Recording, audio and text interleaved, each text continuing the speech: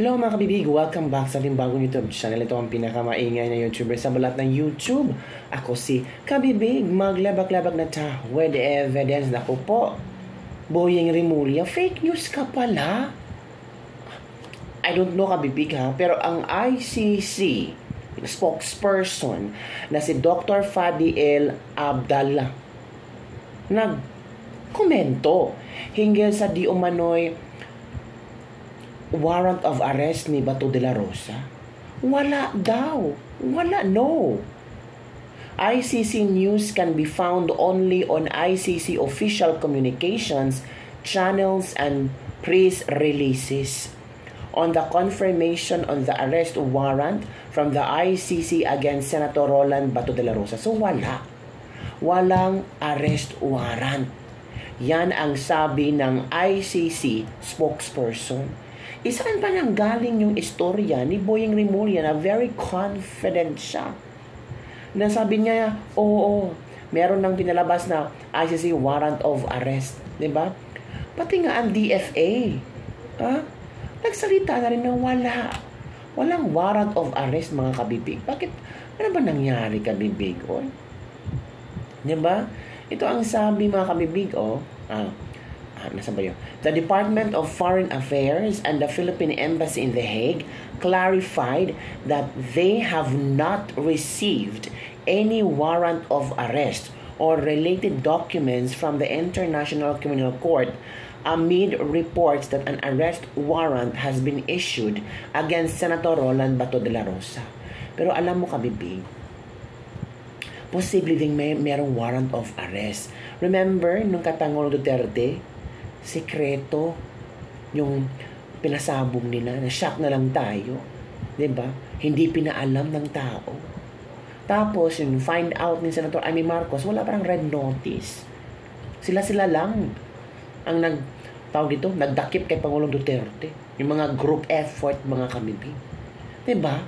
Alerke, no? Nakita nyo naman na sabi na ng ICC spokesperson na walang ICC warrant.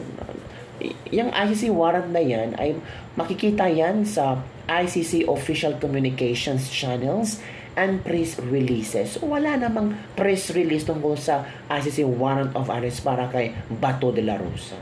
Di na napahiya si Boyeng Rimulya. Sabi ng iba, dapat ba talaga si Boyeng Rimulya maging ombudsman? Fake news peddler siya. Halak. At bakit si Boyeng Rimulya? Bakit siya ang nagbalita? Iba na ba? Hawag ba niya ang Department of Justice at Ombudsman? Dalawa na ba ang function niya? Kasi parang he cannot let go as Secretary of Department of Justice kasi itong mga istorya na ito, itong warrant of arrest sa DOJ to at DILG. Sinumpalpal din siya ng DILG na wala kaming receive na red notice from Interpol na dakpin si Bato de la Rosa. Ang tanong, saan galing ito? Istoryang ito ni Boyeng Rimulya. Nako, sabi pa ng mga netizen, tutukan ninyo parati ang bagyong hinayupak kayo. Super bagyo, ayan yung bato, pag kinaladkad ng baha, yan ang bahayan, kawawang mga tao. Grabe naman, ang issue ngayon ay tungkol sa bagyo. Bakit si Bato ang naging trending? Diba? Hindi pa tayo naka-move on sa flash flood sa Cebu. May bago na namang istorya para pagtakpan ang baho at ang nangyari sa Cebu tungkol sa flood control projects. Si Bato talaga ang pantakip nyo sa issue. May nangangamoy fake news na naman. Mas mabaho pa sa etsyas ng opisina ni Boyeng. Grabe si Ombudsman, nililigaw niya lang isip ng tao para pansamantalang malilihis mula sa flood control.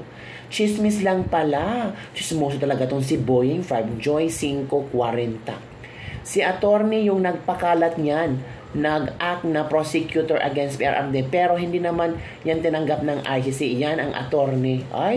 Kunti pala ang nagpa-chika. Wala sa list si Bato pero dadakpin diretsyo katulad ni PRRD. Nako, ang gobyerno ng Pilipinas, puro na lang ICC. Wala ba kayong awa sa mga taong namatay? Sa mga pamilyang nawala ng bahay? Sa mga taong nasira ang bahay dahil sa bagyo at baha? Excited lang si Rimulya na makapaganti kay Bato. Uy, ano ba naman yan? Gantihan ba talaga? Matindi ang intel ni Bonjing. Kahit yung nasa CPU pa ang computer ng ICC, nalalaman na niya ay ganun ka-powerful si Buyeng. Diba? Ililihis naman nila ang katarantaduhan dyan sa mga corruption sa flood control ghost project. Talagang fake news pala yung si Boyeng talaga.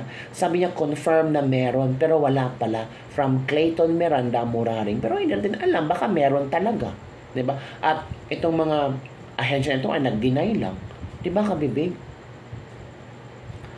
Oh, yan ha ang istorya ngayon ha. Sabi ng ICC, wala. O eto ha, ito ang pasabog ni Congressman Kiko Barsaga, ang kanyang interpretasyon hinggil sa di umano'y arrest warrant kay Senator Bato de la Rosa. Congressman Barsaga's speech on the arrest of Senator Bato de la Rosa. Panoorin natin at himay-himayin natin kung tama ba itong mga argumento, kung tama ba itong speech ni Congressman Kiko Barsaga. Nako, watch this video. My fellow citizens, President Marcos plans to arrest all of his political opponents. Earlier today, Marcos issued an arrest warrant against Senator De La Rosa, an ally of former President Duterte, which President Marcos is also arrested. But it will not stop there. The Marcos administration also plans to imprison Senator Bongo, Senator Villanueva, and Senator Marcoleta. Marcos has followed in the footsteps of his late father, Marcos Sr., and has started to arrest and kill any politicians who oppose his corrupt government. There is only one solution left, and that is for people power, for our citizens to march towards the gates of Malacanang and remove the source of corruption that steals and destroys our beloved country. We will ensure that Marcos and Romualdez are imprisoned for their crimes.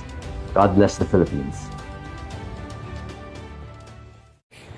Yun na nga kabibig. Sabi ni Congressman Kiko Barsaga, planong arestuhin ni Pangulong Marcos ang lahat na kayang mga kalaban sa politika. Kaninang umaga, naglabas siya ng arrest warrant laban kay Senator Bato de la Rosa, kakampi ni dating Pangulong Duterte. Ngunit hindi yan magtatapos. Plano ring Marcos administration na ipakulong sina Senator Bongo, Villanueva at Marcoleta. Hoy, totoo ba ito? Grabe naman itong. Grabe ang intel ni Grabe ang intel ni Kiko Barsaga. Pati si Senator Bongo, si Marcoleta at Villanueva gustong ipakulong ni BBM, Marcos administration. Nako mga kabibig, ano ang iyong komento hinggil dito? Nakabahala ito lalo sa mga supporters, di ba? Ito ang komento nila ha. I was born during the martial law. This was exactly what his father did to his political opponents. History repeating itself. So Marcos will eventually be deposed as well. Oh, he's copying what his parents did. So what's next? Martial law na ba? Hala. Dapat ang mga adik at magnanakaw ang kabanang bayan ang makulong. We shouldn't just be keyboard or keypad warrior. Let's all come and join forces with INC members. Baka nagrally ang INC kasi alam nila na pwedeng makulong si Marcoleta. Kasi sabi ni Kiko Barsaga, ngunit hindi pa yan nagtatapos yung warrant of arrest ni Bato. Baka ito yung panimula ni BBM. Plano rin daw ni BBM ng Marcos administration na ipakulong sina Bongo, Villanueva at Marcoleta. Baka ito ang rason kung bakit magrarally ang INC. Kasi hindi naman lahahayaan na makulong si Marcoleta. Di ba kabibi? Ay nako, hindi tanga ang mga taong inakusahan niya, baka siya naman ang balingan at mapadali ang tenure niya bilang presidente. Nako, parang nakikita natin ba na ang gulo-gulo ng Pilipinas? People power na agad, huwag nang antayin ang posibleng martial law. Martial law is coming, father like son. Ano sa palagay ang kabibig? Magkaroon kaya ng martial law ang Pilipinas? Kaya ipapaaresto yan si Senator De La Rosa dahil may plano siya na ibalik ang bitay sa mga taong magnanakaw, mga buwaya. Natakot sila baka kasali sila. Mabitay kaya inunahan na si Bato. Ipaaresto yan na ang batas ng Pinas. Ngayon kaya taga Luzon, mag people power na kayo. Huwag na kayong magdalawang isip, huwag isali ang mga taong walang ginawa kundi manira lang sa lansangan, lusobin nyo kung saan magtanong yung kabibig. Pwede din ang reaction ni ni Leogardo Casanova, baka pwede din siya kasi takot yung mga magnanakaw.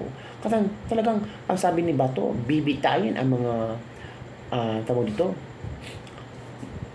yung mga politiko na may kaugnayan sa Kurako, plunder cases, at mapatunayan talagang nagnakaw, bibitayin. Baka doon sila takot kabibig. Kaya inunahan nila si Senator Bato de la Rosa. Ay kailangan si Bato mapunta sa ICC. Kasi kung magkaroon ng resolution at maraming agree dyan, ay delikado tayong mga politikong mga nagnanakaw. Posible kabibig. Ramdam ko, posible yun yung mga posibleng mga rason nila ba? Diba? Ito pa dapat umaksyon ng taong bayan, sabi ni Efren Familaran. Ito pa, mas masahol pa sa kanyang ama kasi ang ama niya sobrang talino, ang anak niya sobrang bobo.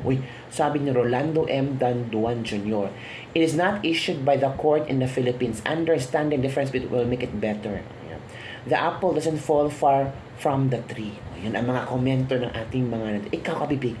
Ano ang inyong mga haka opinion? Hinggil dito kabibig. Comment down below and don't forget to like, subscribe, and share this video. Bye everyone, see you next time.